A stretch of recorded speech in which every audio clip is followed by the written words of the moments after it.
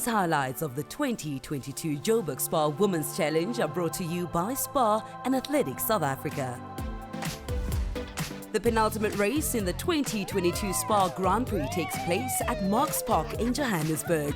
With summer in full swing and the temperatures soaring, the large group of runners of all ages and abilities lines up for their 10-kilometer journey through the city suburbs. As usual at a Spar Women's Challenge, the atmosphere is festive and full of joy as competitors take full advantage of the return after a long COVID-induced absence of races with no restrictions. Kesa Mulutsane, Shanae Bosman, and 2022 Comrades Marathon heroine Janine Carey, three of Marion Roberts Club's elite runners, are joined by a group of Nedbank athletes headed by Spar Grand Prix leader Ethiopian Tadunare. The start is on the grassy field inside Marks Park, and the course consists of a two-lapper through the suburb of Emerentia, close to the iconic Emerentia Dam. The halfway mark is right here at the start point. After exiting Marks Park, the runners start a loop that goes down towards Emerentia Dam, then swings back up Mariko and Hill roads before entering the Marks Park precinct at halfway. The second lap is the same, meaning that there is a long, gentle climb up to the finish. Not an easy route, that's for sure. The start itself is rather narrow, which means that there is the risk of falling in the search to get away. They wait anxiously for the gun, and when it sounds, the runners at the front immediately dash away. While most of them reach the end of the start tunnel without incident, Helalia Johannes does take a tumble, pulling another runner with her. But they quickly regain their feet and set off again, hopefully not injured in any way. Although nowhere near the massive fields we have seen pre-COVID, this year's Joburg Spar Women's Challenge does see a pleasing increase in numbers from the limited 2021 version. Heading out of Marks Park and on to Buffalo Road, Tadunare finds herself in the lead bunch together with three other Ethiopians. The conditions today are unlikely to produce very fast times, firstly because of the altitude, and secondly because of the testing nature of the course in the hilly areas around Marks Park.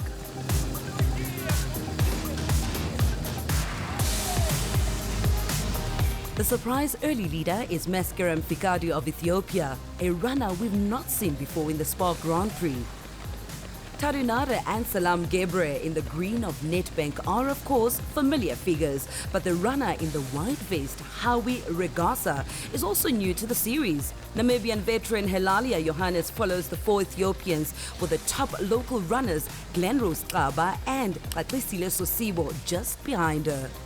Mapaseka Makanya, a previous Spar Grand Prix winner in 2013, is back in the mix today. I'm so excited for being back and running the Spar Grand Prix. This is my first race since 2018, and I'm grateful that Spar has continued supporting women in sports, and especially the Spar ladies races. The ladies have been running so fast, I've missed out a lot, but I'm glad that I'm back, and the welcome and everything that came with me coming back into the field of running has been very special. Fikari still leads as they go past the 1 kilometer mark. The lead group also includes Kaba, Sosibo, Kesa Mulutsane, Caroline Mandu, and Blandina Makatisi of Lesotho. As the race progresses, the main group consolidates, while behind them, a large group of runners aiming for a top 20 finish stay in touch as best as they can. As the leaders surge onto the 2nd kilometer, Mapaseka Makanya, absent from top-level running for 4 years, finds herself with junior Lee Murray Decker. All in all, a decent start for the former Spar Grand Prix champion. Moving off the road now, Spar's fervent and continued support of the End Gender-Based Violence campaign leads us to the Botanical Gardens in Johannesburg, where we catch up with Lerato Makavu. Lerato is a cancer survivor as well as a survivor of GBV. She has written a book about her life titled I Won't Be Silenced. She describes the day she filed for divorce against her abusive husband. That day he came fuming, saying that, what is it that you're doing? What is it that you think you're doing? And he showed me on his cell phone a picture of a man that has shot his wife. or on a Facebook post. I mean, that was a red flag, but I thought he would never do anything like this. And now we are sleeping in separate bedrooms. And one morning, he woke me up and told me to pack up all my things and go. And he would later say that I left and left the kids and just disappeared. After I won the court case that declared me to go back to my property, that's the day I got stabbed. My helper came in and I said to her, "Thank you for looking after my children in my absence." And then he said, "Oh, you are thanking her. What about me? Do you think I'm the one that looked after these children?" Then I said to him, "Stop, I'm not talking to you." That's the fault that I did, because the biggest fist came through my nose and he beat me up. When he beat me for the second time, I bit him. So his finger got stuck in my mouth and I bit it as hard as I could. Nearly lost all my front teeth. And when he started bleeding, then he started kicking me on the floor. And I then ran outside to get help. That's when he went for the knives. So he tripped me, dragged me, and I thought he was punching me because that's what I experienced, was a punch. But I could see a blade. I don't even know what happened, but I know that my son, when he narrates the story, he was on top of his father as he's stabbing me, and then he pushed him off. And when he fell helplessly, he's 10 at that time, ran next door to get our neighbor. What angers me the most is the second day, me in hospital, having the police come to arrest me. Shut eyes, swollen, stabbed, and the police are there because there's a case that he opened that I cut his hands, and he was defending himself. When my dad was trying to get the police to come to the house and collect the evidence, they didn't even come. He had to force them to take the knife. He had to force them to take everything that was found in the scene. So I wrote this book to say my piece and to say I will not be silenced. You will not use the system to silence me. And I didn't die. I'm not a hashtag, a forgotten hashtag. I'm here and I'm going to talk until I'm heard. There's women that go through domestic violence, cannot fight for themselves, especially in the court systems. And that's where I want to come in, because that's where I found that I needed the most help. Help with finance, to get lawyers to stand for you and help you out while you're still in distress. So I am in the process of creating this foundation to make sure that we could help women that cannot help themselves financially to fight these battles. Back to the action on the road, where the big lead group moves on, still together. Salam Gebre is right up there, the top junior and second in the Grand Prix standings so far. One thing she's learned from running the Spar Grand Prix is teamwork and camaraderie out there on the road. Sharing water bottles on a hot day is part of this, as is sharing the pacemaking duties. She has developed so much as an elite runner this year. I love this race, and it's very important for me because it has taught me to work in groups and in partners and communicate so that we can keep on pushing each other and improving our time. It also assists me to better my time for the half marathon. Approaching 3 kilometers, Meskerem Ficado still leads, while Hilalia Johannes, who fell badly at the start, is still in the mix. Glen Rose Kesa, Patricile Sosibo, Caroline Mandu and Howie Regasa are also in there. While Lebu Palula, a contender for top 10 Grand Prix honours, trails the group by a couple of seconds. It's still anyone's race. They've now reached the hairpin bend down near the Emeratia Dam wall and start the long uphill drag to the halfway mark. The complexion of the race changes on the hill as Tadunara moves into the lead and Meskerem drops back. Johannes Gebre and Kaba also start to show their strength on Marika Road, approaching 4 kilometers. Now the group really starts to break, leaving just 5 runners in contention. Tadu has had visa issues all season as she travels back and forth from Ethiopia. But this didn't stop her from winning a half marathon in Denmark just 2 weeks prior to this race. አዎ በጣም ኃይለኛ ድካም ነበር እኔ እኮ ልጆቹ ከገቡ በኋላ ነው I had run a half marathon, but it wasn't just going and coming back. It wasn't as smooth as I would have liked it to be. Even after booking, there was a visa issue, so my other friends left and I stayed for 2 days waiting to get that sorted out. And then even after that, I went there late and I didn't have enough rest. And then I also had a problem with my ankle. It had swollen. So the race, even though I managed to run about 66 minutes, coming back from there, resting, was a big issue because I did not have time to recover. In the half marathon in Copenhagen that Tadu just mentioned, she ran just over 66 minutes, an incredible time, one of the best in the world this year, in fact. Out onto the road, the leading quartet goes for the second time. Now it's just Nare, Gabriel, Johannes and Taba. This has been the pattern in all 5 Spar Grand Prix challenges this year. A group of Nedbank runners, all from elsewhere in Africa. And a lone South African, usually Glenrose Kaba, who has boldly carried the South African flag for the past 3 races. Back at halfway, Kesa Molusane passes through. Kesa lives, works and studies in Bloemfontein and is good friends with our profiled athlete this week, Lizanne Coetzee, a visually impaired para-athlete. At the 2020 Tokyo Paralympics, Lizanne won silver in the 1,500-meter event and bronze in the marathon. We visited her at her home in the Free State capital. I grew up on a farm, so life was fantastic. My parents never used to limit me with activities and things that I could do. So we had lots of space on the farm, to cycle and to rollerblade and to do all the things that kids, enjoy doing. And they never limited me with regards to what I can play with and what I could do. So I really had a very free childhood with great parents and an amazing young sister who really loved me, and I had a family who cherished me. And boarding school, it was obviously tough being away from my parents, but it was a good time for me as well. A typical day for me would be training in the morning, depending on who I train with, but training either in the morning or in the evening. I actually prefer training in the mornings because then it's over and done with.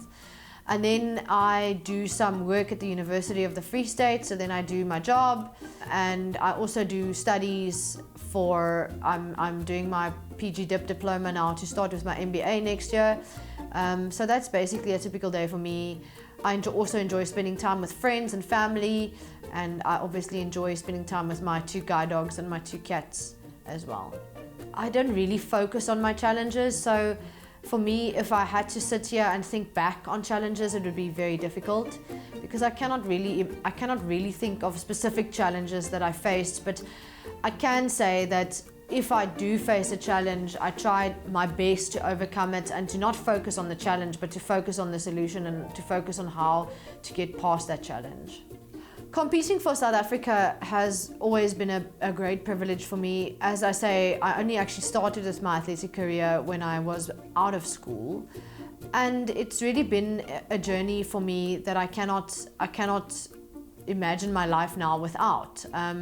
It's been an absolute privilege, and it's awesome to go and make your country and your fellow South Africans proud and to just represent them on the world stage and make them happy with your results. I definitely think my highlights were my 2 medals in Tokyo. I ran a world record in the marathon in Tokyo, which was completely unexpected, which definitely is a big highlight for me. Sure, I broke the 5,000 meters world record for totally blind female athletes, which was also definitely a highlight for me.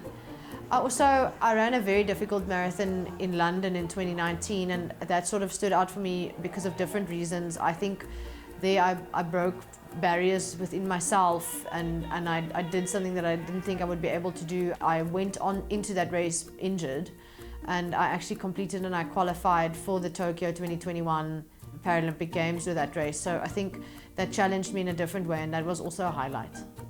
I definitely want to run a sub 4:30 1,500 meters at the Paris 2024 Paralympics. That would give me a world record and a gold medal, so that would be amazing for me to achieve that. And at the same Paralympics, I would also enjoy and I would love to run a sub 3-hour marathon. And I think after that, I'll sort of move my focus over to more, road running and different aspects of that, like the Comrades and the Two Oceans Ultra Marathon and so forth. I would say don't focus on what you can't do, focus on what you can do. And focus on the things that you're good in and make those things work for you in your life. Into the second lap, Miss Kerem Fikado is taking real strain as first Kakwisile Sosibo and then Blandina Makatisi of the Maxed Elite Lesotho Club give chase. Blandina is running her first SPAR Women's Challenge this year, while Sosibo has run all 5 and is well placed on the SPAR Grand Prix leaderboard.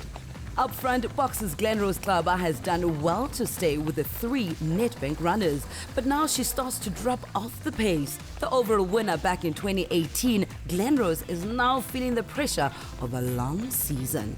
Definitely, yes. It was a long year for me. I have racing week after week because of the calendar of South Africa. The races are packed. Like last week I was racing ABSA. This week I'm racing SPAR Ladies because it's very important to race every league of SPAR Ladies to at some point, because 2 of leagues of SPAR I do not do it because of focusing on track and field, but I'm very happy to run SPAR Ladies, to be back, because it's the race that built me when I was young, start to run route running. Of course, it's never over till it's over, and the race takes on a new direction around the 7-kilometer mark. With Klaba about 50 meters back and Salam Gabriel also off the pace, Tadu Nare and Helalia Johannes continue their battle, which has been ongoing since the first race in Gqeberha. As we have seen in the past 3 SPAR Women's Challenges, it's Tadu who takes charge. The dynamics of the Johannesburg SPAR races are always different from the rest of the series. The altitude, hilly courses, and today, the hot weather turn these competitions into dogfights where the top runners jostle for positions rather than worrying about posting fast times. Never Say Die Glenrose somehow finds another gear and starts to close the gap on Salam Gebre. With an amazing surge, the Tshwane-based runner even slips through into 3rd spot. For Tadu, overall winner in 2021 and leading the charge this year, the SPAR Grand Prix is very special. This SPAR Grand Prix was my very first international race. So it's the one thing that's in my heart, even more than going to Europe or any other countries. This is the one international race that is very close to my heart, because it had taught me a lot of things and still keeps on teaching me. So I love it, and it's very important. Now there's just 1 kilometer to go. Helalia looks at her watch and even gives a half smile. She knows what's coming as Tadu sets off on her traditional kick. Once again, as in 2 other SPAR races this year, Helalia simply cannot stay with her as she almost sprints away up the hill towards the finish. As she laps the slower back markers, Tadu enters her now famous zone, where she's able to pick up the pace to close to 3 minutes per kilometer speed. Her confidence is at such a high that she can coast to another victory, even the powerful Helalia Johannes, SPAR Grand Prix champion in 2019, having to settle for 2nd place. Even so, with victory assured, the 21-year-old Ethiopian superstar pushes on, not dropping the pace at all. Perhaps it's the cheering of the runners around her that spurs her on as she approaches the entrance to Moggs Park and the circuit around the field. But maybe it's just her internal motivation engine that keeps her pushing on, pushing on. And Helalia has to settle for 2nd once again. But remember, she's more or less double the age of her rival. The clock ticks on as Tadu enters Marks Park. For most elite runners, a sub-35-minute time on this course would be a great result. But such was the speed of her surge at 9 kilometers. A time of around 33.5 is the end result. This is a truly remarkable outcome, considering how relatively slow the first half of the race was. Afterwards, she spoke about her race plan. It was challenging in the beginning, but I just had to do the best that I could. So, like you said, we went all the way to the 8th kilometer together. And when she caught up to me, by then, because I did not have energy anymore, I had lost hope. I thought she was gonna overtake me, So I was just staying in there, doing the best that I can to stay in. But she didn't pass me. So I said, okay, let me just try my luck and just give a little that I have. And then when I did, she didn't manage to catch me. Helalia arrives at the finish 35 seconds after the winner, closely followed by, surprisingly, Salam Gebre, who had reclaimed third position from Glenrose in the final 800 meters. There it is, Helalia Johannes, the veteran. Unfortunately, it just wasn't to be for the South African hopeful, as the Ethiopian junior once again grabs a podium position. Glenrose has improved quite a lot because she overtook me just like that, and I was confused. I didn't know what was happening, so it's like my plan was to catch up to Glenrose, and once I reached there, I just had to keep going. And then I saw Helalia, so it's like if I could, then kept on creeping up to her. But I was very close, but I didn't manage to win. I just found Salom 7 kilometers, so I tried to keep up with the pace, but the legs did not able to carry me to the finish to be that position. But I'm very happy about the performance of today because I'm improving a lot. Because when it comes to Joburg, my race is always getting bad, but today I improved. Kesa Muluzane comes in 7th after a tough race, but her hard work and consistency means that even though she has dropped down a position, she is likely to remain the top South African on the Grand Prix leaderboard. The run was good. It was really interesting, because I think this is the second time I ran the route.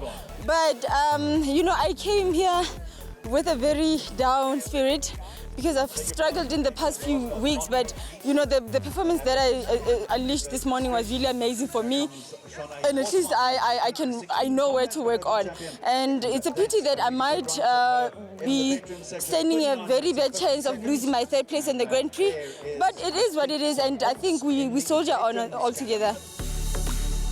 Nare runs 33.32, while the next 5 runners all break 35 minutes in a classy race. Meskarem Fikadu does well to hang on to 5th place ahead of Sosibo and Muluzane. Novices Makatisi and Regasa both make the top 10, as does Caroline Mandu, who has run all 5 Spar Women's Challenges so far. The age group categories are competitive as usual. While Johannes has no rival in the over 40s, Nedbank's Marley Munich pips Ronald Thomas of Boxer to come second in the over 50s, while Judy Bird of Marion Roberts is once again in a peerless form in the over 60s. It was quite hard work today, and the route, it's nice. So you've got that nice downhill, but then that little uphill takes it out of you, and then to have to do it twice. I actually like the 2-lapper because you know what to expect. It doesn't necessarily mean you pace yourself any better, but I think you know what to expect, and it also, especially when you turn, you can see who's behind you. And I find it more relaxing actually to run a double lapper. Salam Gebre, 3rd overall, clinches the junior title, as does Johannes in the veterans. Marley Munich runs 42.48 to win the over 50s category, with Judy Bird once again in fine form, running 44.05. Tadunara is now almost unbeatable in the Grand Prix with one race to go. Gebre is safe in second, as is Johannes in third. Kesa has been consistent throughout and stays as first South African. It's once again all green on the podium as Nedbank secures the top 3 positions. Tadunara can be well pleased with her 4th win in 5 races and no doubt looks forward to clinching her 2nd consecutive Spar Grand Prix title when the series ends on Sunday, October the 23rd at Greenpoint Stadium in beautiful Cape Town. It's sure to be an exciting and fitting climax to the 2022 Spar Grand Prix series, so don't miss out. Cheers for now!